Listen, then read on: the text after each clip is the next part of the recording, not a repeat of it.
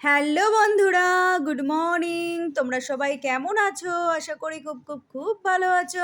আমরাও খুব ভালো আছি। মিঠু পিন্টুর পরিবার থেকে তোমাদের সবাইকে অনেক অনেক ভালোবাসা।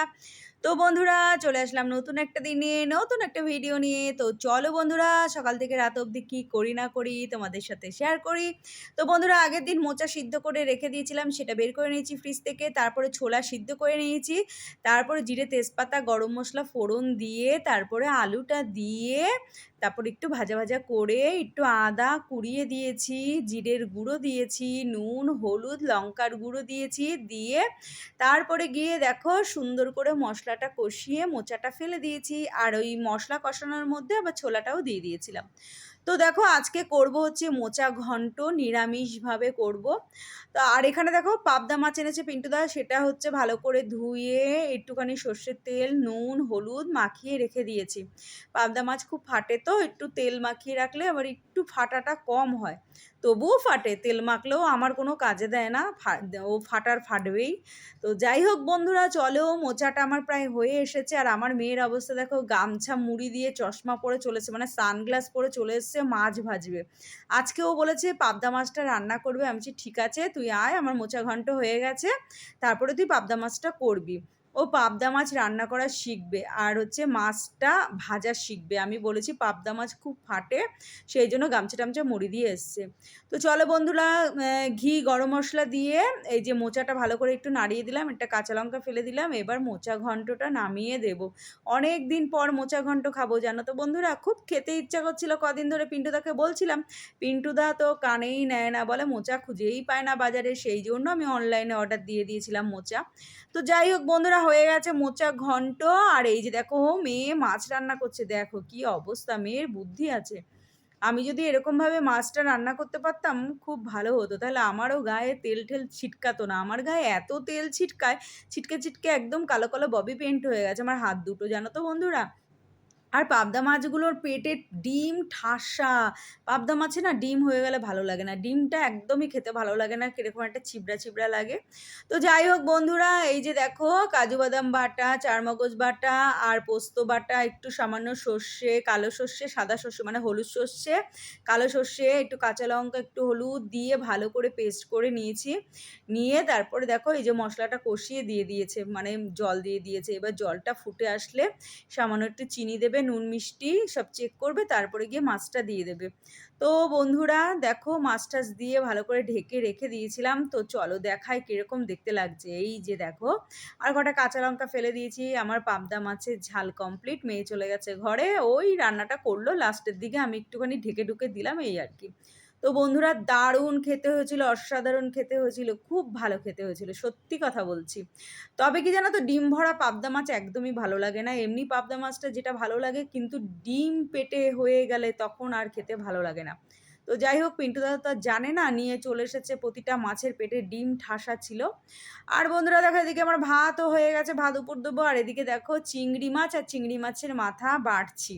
কটা চিংড়ি মাছ ছিল, সেই চিংড়ি মাছ ছাড়িয়ে নিয়েছে। আর কটা চিংড়ি মাছের মাথা ছিল, সেগুলো ভালো করে বেটে বেটে কালো জিরে রসুন পেঁয়াজ আর হচ্ছে শুকনো লঙ্কা দিয়ে ভালো করে বাটলাম। বেটে এই যে কড়াইতে সর্ষের তেল দিয়ে একটু কালো জিরে ফোড়ন দিয়ে তার মধ্যে এই যে দিয়ে দিয়েছিলাম, বাটাটা কমপ্লিট। একটুখানি নুন দিয়েছি, একটু মিষ্টি দিয়েছি, ব্যাস হয়ে গেছে আমার বাটা। এটাই আজকে আমাদের মেনু। তো চলো ফাইনাল লুক দেখিয়ে দিই। এই যে গরম গরম ধোয়া ওঠা ভাত, আর এই যে দেখো পাবদা মাছের ঝাল, যেটা মেয়ে রান্না করেছে, দারুণ খেতে হয়েছে। আর এই যে দেখো চিংড়ি মাছ বাটা, মানে চিংড়ি মাছের মাথা আর চিংড়ি মাছ বাটা। আর এই যে দেখো মোচা ঘন্ট, এটা হয়েছে আজকে আমাদের মেনু। তো এটা দিয়ে আজকে দুপুরে ভাত খাবো। তো বন্ধুরা, গুড ইভিনিং, চলে আসলাম একদম সন্ধেবেলায়। আর দুপুরবেলায় খাওয়া দাওয়া করে আমরা শুয়ে পড়েছিলাম। তারপরে গিয়ে সন্ধেবেলায় উঠলাম, উঠে চলে আসলাম আমি রান্নাঘরে। রান্নাঘরে এসে দেখো সেই কুলেখাড়া নিয়েছিলাম আগের দিন। তো কুলেখাড়াটা সিদ্ধ করে খেলে বেশি উপকার দেয়, কিন্তু না ভালো লাগে না, কুলেখাড়ার জলটা খেতে কেমন যেন লাগে। সেই জন্য আর ভাবলাম যে আমি একা খাবো, পিন্টুদাকে মেয়েকেও দেবো, সেই চিন্তাভাবনা করে কুলেখাড়ার বড়া করছি। দেখো চালের গুঁড়ো ময়দা নিয়ে নিয়েছি, একটা নুন আর একটু লঙ্কার গুঁড়ো হলুদ গুঁড়ো নিয়ে ভালো করে মেখে এই যে করছি হচ্ছে কুলেখাড়ার বড়া। আর করছি হচ্ছে এদিকে চা চা বসিয়ে দিয়েছি। আর পিন্টুদা এক্ষুনি বাড়িতে চলে আসবে, পিন্টুদা চলে আসলে আমরা চা খেয়ে নেবো। এই যে চা হয়ে গেছে, চায়ের গ্যাসটা বন্ধ করে দিয়েছি। পিন্টুদা আসলে তারপরে আবার একটু গরম করে তারপরে আমরা খাবো। তার মধ্যে আবার ওই একটু বড়াগুলো করে নিচ্ছি। একদম মচমচে হয়েছে বন্ধুরা। কি বলবো, এত সুন্দর খেতে হয়েছে না, মানে বলার মতো না। অনেকটা পাতা আছে এখনো, অনেকটা এখনো মনে হয় ২ দিন এরকম বড়া হয়ে যাবে। তো যাই হোক, মেয়ের চিন্তা ভাবনা করে, পিন্টুদার চিন্তা ভাবনা করে করলাম হচ্ছে কুলেখাড়ার বড়া। এই যে দেখো, কুলেখাড়া পাতার বড়া, দারুণ খেতে হয়েছিল বন্ধুরা, অসাধারণ খেতে হয়েছিল। তো বন্ধুরা এই যে দেখো, পিন্টুদা চলে এসেছে পুঁটিমার শসা নিয়ে। পুঁটিমার শসা শেষ হয়ে গেছিলো, আর এই যে দেখো বড়া নিয়ে নিয়েছি গরম গরম। আজকে আর মুড়ি খাবো না। পিন্টুদা বলছিল মুড়ি নাও দুটো, আমি বলছি মুড়ি খেতে হবে না, বড়া করেছি বেশি করে, বড়া দিয়ে চা দিয়ে খেয়ে নাও। তো চালের গুঁড়ো আর ময়দা দিয়েই করেছি, খুব সুন্দর খেতে হয়েছে। চলো, আর এই যে পুঁটিমার জন্য একটা শসা নিয়ে নিয়েছি। তো তারপরে চা-টা খেয়ে চলে আসলাম রান্নাঘরে। ভাবছি রাতে কি রান্না করব, যা গরম পড়েছে না, আর ভালো লাগছে না। তো এখানে দেখো পটল, ঝিঙে, আলু দিয়ে করছি হচ্ছে পোস্ত। তো পটলটা ছাড়িয়ে একটু ভেজে রেখে দিয়েছিলাম। তারপরে গিয়ে কালো জিরে ফোড়ন দিয়ে আলুটা ফেলে দিলাম। তারপরে গিয়ে পোস্ত বাটা, সামান্য ২ কোয়া রসুন, সামান্য পেঁয়াজ আর হচ্ছে শুকনো লঙ্কা বাটা দিয়ে করছি হচ্ছে ঝিঙে, আলু, পটলের পোস্ত। আর ঝিঙেটা ভাজিনি, ঝিঙেটা হচ্ছে মশলা কষানোর সময় দিয়ে দিয়েছি, আর ভাজা পটলটাও দিয়ে দিয়েছি। আর হচ্ছে আর আলু তো ভেজেই নিয়েছি, কালো জিরে ফোড়ন দিয়ে আলুটা ভেজে নিয়েছিলাম, এই আর কি। তো চলো, আজকে রাতে খাওয়া হবে এই যে ঝিঙে, পটল, আলু, পোস্ত। আর হচ্ছে করব ডিম সিদ্ধ, আর কিচ্ছু করব না। ডিম সিদ্ধটা এখন করব না, প্রেশার কুকারে ডিম সিদ্ধ একটা সিটি দিলে হয়ে যাবে, সেটা খাওয়ার ৫-১০ মিনিট আগে করব। কেননা ডিম সিদ্ধ না ঠান্ডা হয়ে গেলে ভালো লাগে না।